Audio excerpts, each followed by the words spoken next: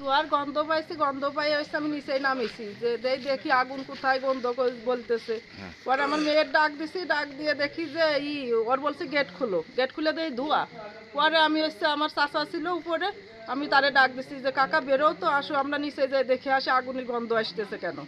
পরে আমার চাচা আর আমি বেরোইছি, গেট খুলে আমি চারপাশে দেখতেছি, এইদিক সামনের দিক আগেছি, আগেই দেখি কি যে এইখানে আগুন, ভিতরে গ্রামীণ ব্যাংকের ভিতরে আগুন ধরে গেছে। গ্রামীণ ব্যাংকের ভিতরে কেউ ছিল?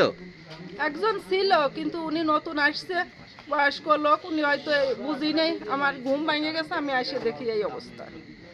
এসে ফায়ার সার্ভিসে ফোন হ্যাঁ, দিয়েছেন? আমার ফায়ার সার্ভিস ফোন দিছি, আমার ভাইদের ফোন দিছি, আমি কোনো কিছু করতে পারতেছি না, আমার মানে হচ্ছে না যে আমি কারে ফোন দেবো, কি করব, আমি ফোনই ধরাতে পারতেছি না। পরে আমার লোকজন ছিল, ওরা ফোন দিয়েছে, ফোন দিয়ে তারপর আসছে। আমরা যে দেখতে পাচ্ছিল ওখানে পেট্রোলের বোতল ওখানে দেখা হ্যাঁ গেছে। হ্যাঁ, আমি তাই দেখতেছি। আচ্ছা, এই আগুনটা কি শত্রুতা হিসেবে লাগতে পারে? লাগতে পারে হয়তো, কেউ ইচ্ছা করে এরকম করছে। আপনার সাথে কোনো শত্রুতা আছে নাকি? এখন এখানে আমাদের সাথে শত্রুতা